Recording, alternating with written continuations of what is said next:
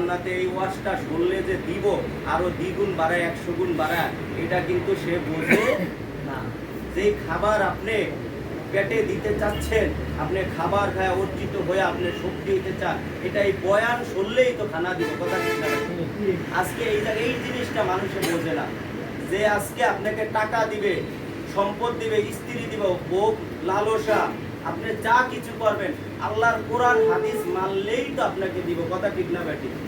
আজকে যদি মসজিদ না থাকে, আজকে যদি মাদ্রাসা না থাকে, নামাজ যদি না থাকে, নবীর সুন্নাত যদি না থাকে, জমিনে কোরআন যদি না থাকে, তাহলে আল্লাহ কি জমিনে এই ইসলাম এই জমিনে মানুষ রাখবে? এই ঘর বাড়ি রাখবে? 10 তলা 20 তলা 100 তলা বিল্ডিং এটা কি রাখবে? কিছু রাখবে না। যা মেল ফ্যাক্টরি সেকেন্ডের ভিতরে কুল্লু আলাইয়া ফান, যে সব কিছু কি আনাবিল্লা করে দিবে।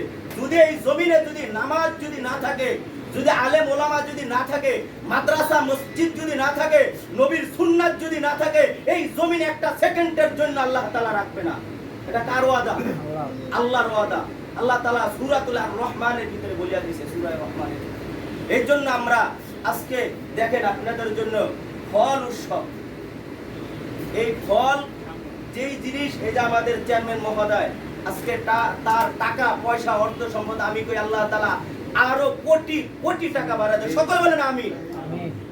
তার টাকাগুলা একমাত্র দিনের কাজে কিছু টাকা আল্লাহ তাআলা 3/1 সে এই দিনের কাজে সে ব্যয় করতে তার মনের ইচ্ছুক, এবং আমাদেরও মনের ইচ্ছুক। আল্লাহ যদি আমাদেরকে টাকা দেয়, মানুষদেরকে আমাদের টাকা খরচ করে মানুষদেরকে খাবার দিয়ে, তারপর বেতন দিয়ে, তারপর নবীর সুন্নাত আমরা জমিনে বাস্তবায়ন করব ইনশাআল্লাহ।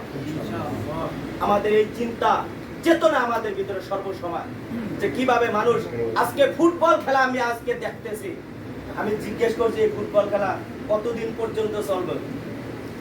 আমি তো আর জানি না।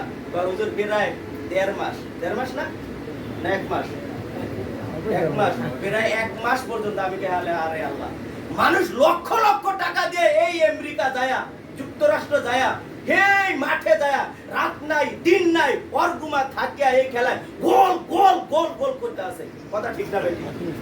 আজকে দেখেন রাত নাই দিন নাই, খাবার নাই দাবার নাই, কই স্ত্রী কই গোলাবান, শুধু খেলা। আর গোলাবানে কেমন করে মিছিল, এই বিশাল বিশাল সাউন্ড বক্স লাজন, ওর বাবা ওর মা ভাই, ওর মায় মরলো আর বাবায় মরলো, মনে এরকম করতো নয়, কেমন পাগলটার মতন করতে আছে এই খেলা লইয়া।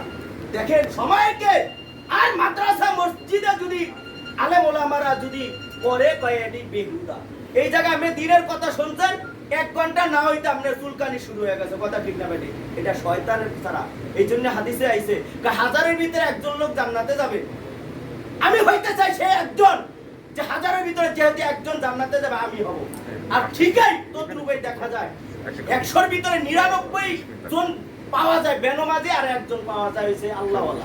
আমরা দেখতে আসি কয় ওই একজন কেমনে পাওয়া যায়, কয় ওই একজনের 99 কেউই, ওই একজনও খারাপ হয়ে যেতে আছে, কথা ঠিক না বেটি? ওখানতে ইসলাম তো কি আর কচু পাতার পানির মতন, যেরকম থাকে না কচু পাতা, এরকম ইমান মানুষের ডলমল ডলমল করতে আছে, ডলমল। এই যেরকম হাতের উপরে কয়লা রাখা অসম্ভব, এই সংকটময় মুহূর্তে আমরা ইমান হাতে রাখতে পারতেছি না। কয়লা যেরকম, জ্বলন্ত কয়লা যেরকম হাতে রাখা অসম্ভব হয়, এরকম ইমান হয়ে গেছে আমাদের, কথা ঠিক না বেটি? সেই সংকটময় মুহূর্তে মানুষের ইমান নিয়ে সিনিবিনি খেলতেছে, সেই চিন্তা ফিকির যে নবীর সুন্নাত আজকে বিলীন হইতেছে, সেই চিন্তা ফিকির মাথায় নিয়ে আমাদের সম্মানিত চেয়ারম্যান মহোদয়, এশিয়া চক্ষু হাসপাতালের সম্মানিত চেয়ারম্যান, এবং আমাদের সুন্নাহ কল্যাণ পরিষদ বাংলাদেশের সম্মানিত চেয়ারম্যান এস.এম. সালাউদ্দিন সাহেব, তিনি বহু চিন্তা গবেষণা করে দেখছে যে নবীজির সুন্নাত আজকে মেল ফ্যাক্টরিতে নবীজির সুন্নাত নাই, খাবারে নবীর সুন্নাত নাই, পায়খানা গেলে নবীর সুন্নাত নাই, কোথায় নবীর সুন্নাত নাই। হুজুর এই সময় কি করা যায়? মানুষদের ঘরে ঘরে তাদের শরীরের ভিতরে কোন জায়গায় গেলে নবীজির সুন্নাতগুলো বাস্তবায়ন করা যায়, সেই চিন্তা গবেষণা করে সে এই সংগঠনের নাম রাখছে সুন্নাহ কল্যাণ পরিষদ বাংলাদেশ। বলেন আলহামদুলিল্লাহ।